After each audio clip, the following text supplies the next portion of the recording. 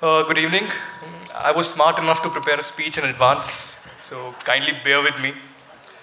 Please pardon me for preparing this speech for this evening. I usually prefer to stay away from on-stage appearances and spend time writing in my own den. Although today, I would certainly try to keep it crisp and not let you fall asleep. Politics nowadays is often seen close to the word dirty or untouchable. We are mistaken here.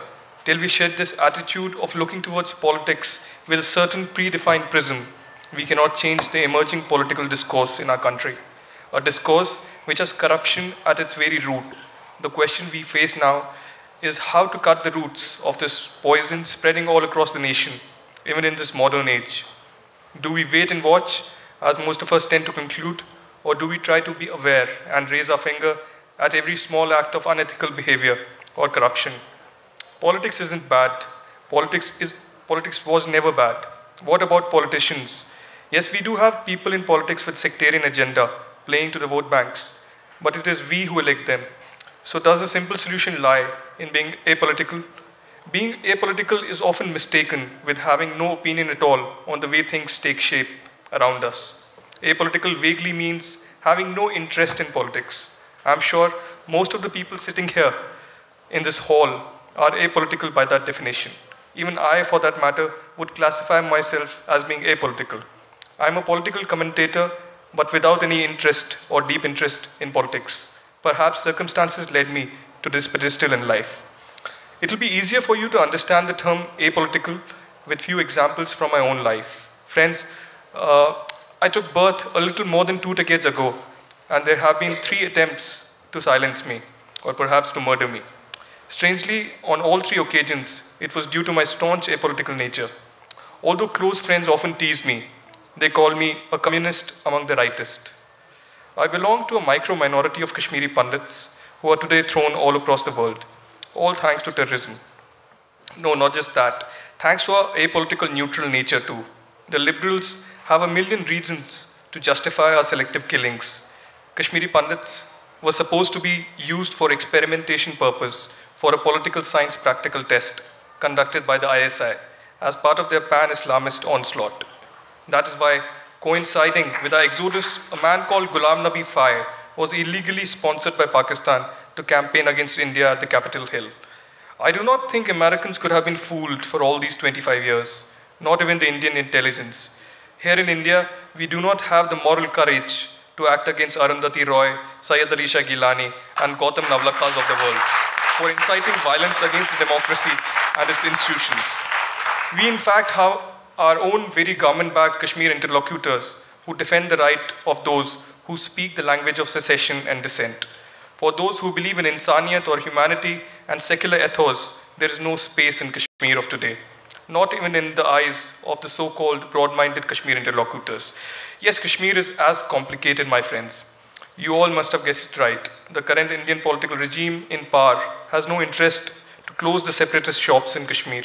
The Intelligence Bureau wants to keep them engaged against each other. They do not want to bring the much-needed change in the emerging hate politics of Kashmir. The pertinent question, my dear friends, remains, are we all interested in this much-needed change? We recently celebrated the Home Ministry decision to reject mercy petition of Parliament House attacker Mohammad Afzal. This decision was taken after government sat over the file for several years.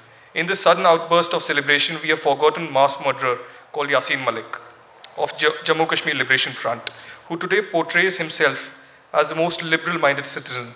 The CBI has been sitting over the case of murder and kidnapping against him in the Tada court of Jammu for more than 22 years now. Perhaps we need another Anna Hazare to shake the pillars of the police machinery. Friends, my own encounter with politics was accidental. I was a 16-year-old when I was emotionally disturbed to read about the injustice in the Jessica Lal and the Priyadarshini Mattu murder cases. It led me to initiate an online campaign which soon took to the streets. Such brutal cases of murder, which were pending with the judiciary for years, were solved within weeks. This was another time when I faced a threat. Looking back now, I realize I never thought of my family at that point of time. It wasn't merely a threat on me, perhaps even my loved ones. My campaigns on Kashmir exposing separatist propaganda of hate haven't gone too well with them either. I have faced the brunt of the same. I face a threat to my life from separatists and their men who were politicians and even journalists. I recently was invited to the India Today conclave to put a counter perspective to the separatist hawk Syed Ali Shah Gilani. Soon after the event, indirect threats through different mediums started coming. My letters informing the same to the Home Minister haven't gone unanswered. The innocent-looking Home Minister has reasons to delay it every time. So please don't be surprised if I become a victim of my blunt language. I don't expect flowers to be showered over my dead body, not before I settle my differences with the Almighty who is responsible for my lost childhood. My dear friends, one of the most recent examples of intolerance towards a political approach was faced by both my fellow panelist here, Chetan Bhagat, and me. We had planned to participate in the much talked about Harud Literature Festival in Kashmir. Expected to be one of the biggest literature events in the troubled state, it was being initiated by the organizers of the Jaipur Literature Festival. The apolitical tone of the theme didn't play too well with the separatists in Kashmir, who threatened to pelt stones if the event was not called off. Soon, even writers such as Basharat Peer joined the separatist bandwagon, campaigning against the event. Chetan Bhagat was targeted for being an Indian and a much popular writer. I was targeted for being a supporter of freedom of speech. They couldn't perhaps bear this coming from a person of Kashmiri origin. I would just talk a little about corruption. Maybe everybody has talked about financial corruption, but I think the biggest challenge we face is moral corruption.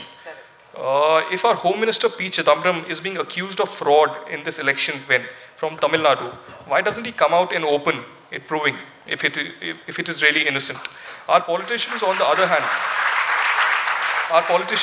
hand, do not want to retire from politics. They want to enter the grave or perhaps enter the cremation ground, sitting on the chair of the political bar.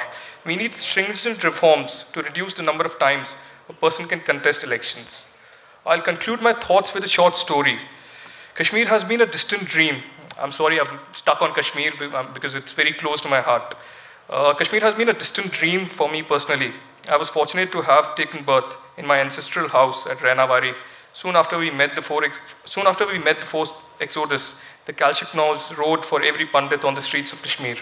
In July 1995, Doordarshan, the national television of India, aired a documentary on rare paintings of Sachanda Bhairava my great-grandfather Master Sergeant Kaul had collected. The following day, our Srinagar house was set ablaze by Islamist revolutionaries of Azadi. A part of my heart has been paralyzed since that moment. I yearn to return one day, never though as a tourist. I sometimes tend to hate politics at times for the reason that the politics of India didn't arise for my community of few lakhs who met the forced exodus or ethnic cleansing.